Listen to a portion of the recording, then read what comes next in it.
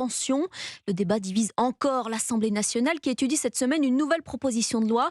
Texte porté par le député Horizon Frédéric Valletoux qui cherche l'antidote face aux déserts médicaux où vivent près de 8 millions de Français. Ah oui, sauf que le ministre de la Santé torpille d'emblée cette idée de forcer les médecins à l'installation.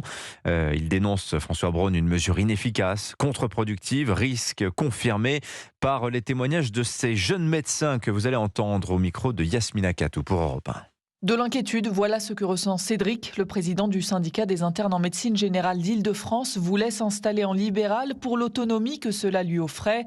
Aujourd'hui, le futur généraliste réfléchit à d'autres possibilités pour exercer. Je m'interroge de plus en plus sur le fait de choisir un mode d'exercice autre, c'est-à-dire de ne pas m'installer forcément en libéral. Par exemple, avoir un exercice salarié qui est peut-être plus confortable d'un point de vue équilibre de vie. Et cette crise des vocations existe maintenant dès les bancs des facultés de médecine. Luc Duquesne, président de la Confédération des syndicats médicaux français. Il y a un phénomène que l'on voit depuis le début de l'année, c'était signalé par des doyens en médecine la semaine dernière. Eh bien, on a de plus en plus d'internes en médecine générale qui font valoir leur droit au remords pour changer de spécialité médicale. C'est-à-dire qu'après mon premier ou deuxième stage, dans ma spécialité médicale, ils ont le droit à ce qu'on appelle le droit au remords. Selon le médecin, seules les mesures incitatives comme le financement à l'installation ou encore l'augmentation du prix des consultations pourront améliorer l'accès aux soins.